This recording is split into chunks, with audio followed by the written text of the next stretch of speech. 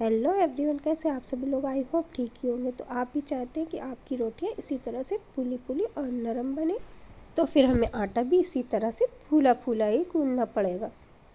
और ऐसा आटा हम सिर्फ और सिर्फ 2 मिनट में गूंद के तैयार करेंगे, जिससे कि आपका ये बहुत ही बड़ा काम और मुश्किल काम चुटकियों में हो जाएगा। तो चलिए वीडियो शुरू करें। सबसे पहले जब मैं आटा गूंदती हूँ ना, तो इस तरह का कोई भी कपड़ा या टॉवल वगैरह ले लेती हूँ और इस तरह से उसे बिछा लेती हूँ।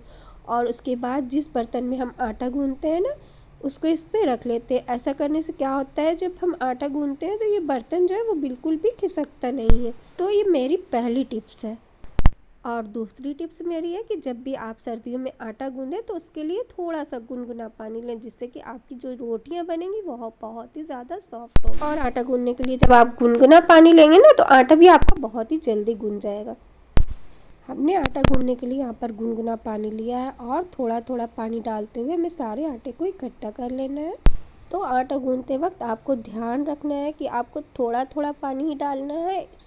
तो आप सोच रहे होंगे मैंने आटे में नमक नहीं डाला, ऑयल नहीं डाला। तो हमारे घरों में जो शुरू से रोटियां खाई जाती है ना, तो उस आटे में हम कभी भी नमक या ऑयल नहीं डालते। और मुझे भी लगता है जब बिना नमक ऑयल के हमारी रोटियां इतनी सॉफ्ट और अच्छी बनती हैं, तो हम इसमें नमक ऑयल क्यों ऐड करें।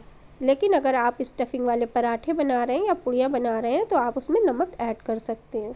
और नमक ऐड करने का एक और साइड इफ़ेक्ट होता है कि अगर आपने आटा गूंदा और उस आटे को रख दिया, तो वो आपका आटा क्या होता है, बहुत ही जल्दी गीला हो जाता है, क्योंकि नमक की वजह से काफ़ी सारा पानी छोड़ता है, जिसकी वजह से आपका आटा गीला हो जाता है। तो इसीलिए हम सभी लोग नमक ऐड नहीं करते, लेकिन अगर आप चाहो तो हल्का सा ऑयल ऐड कर सकते हो। आपके दिमाग में एक सवाल चल रहा होगा कि सबसे अच्छा आटा कौन सा होता है। तो मैं आपको बता दूं, जो मैं आटा गूंद रही हूँ वो चक्की का आटा, यानी कि घर पर गेहूं साफ करके चक्की में पिसवाया हुआ आटा है।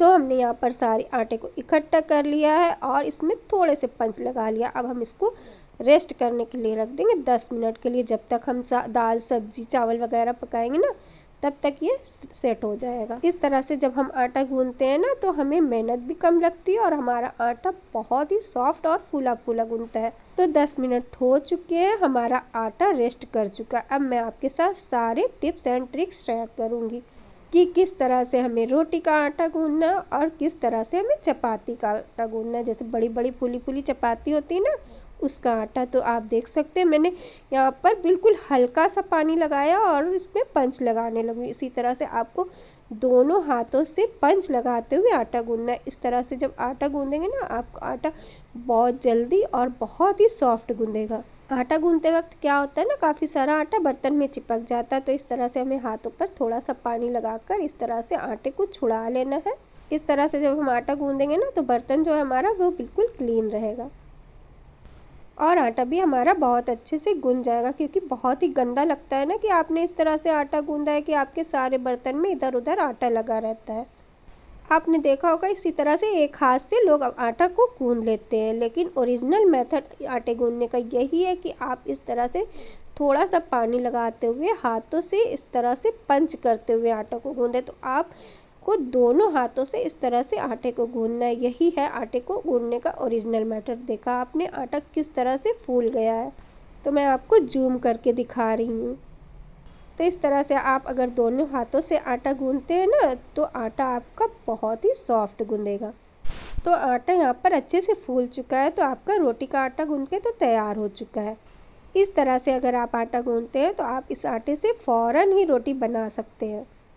तो मैं आपको बता दूं कि मैंने पहली टिप्स जो आपको बताई है वो कपड़ा बिछा लेना है, यानी कि कोई टॉवल वगैरह बिछा लेना है। दूसरी टिप्स है कि हमें गुनगुना पानी लेना है। और तीसरी टिप्स, हमें थोड़ा थोड़ा सा ही पानी डालकर आटे को इकट्ठा करना है और आटे को हमें दोनों हाथों से ही गूंदना है। और आटा गूंदने के बाद हम इस पर पानी लगा देंगे, जिससे हमारा आटा सूखे ना। और हमने जिस बर्तन में आटा गूंदा है वो भी बिल्कुल साफ़ है, उसमें आटा इधर उधर कहीं भी नहीं चिपका है और बिल्कुल सॉफ्ट आटा रोटी बनाने के लिए तैयार है। और आप इससे जो भी रोटियां बनाएंगे वो फूली फूली ही बनेंगी। अगर आपको इस आटे से चपाती बनाना सीखना है तो आप कमेंट करके मुझे ज़रूर बताएं। आई होप आपको मेरा ये वीडियो पसंद आया होगा। अगर पसंद आया तो प्लीज़ वीडियो को लाइक करें और ज़्यादा से ज़्यादा शेयर करें। और चैनल पर पहली बार आए तो सब्सक्राइब ज़रूर कर दें।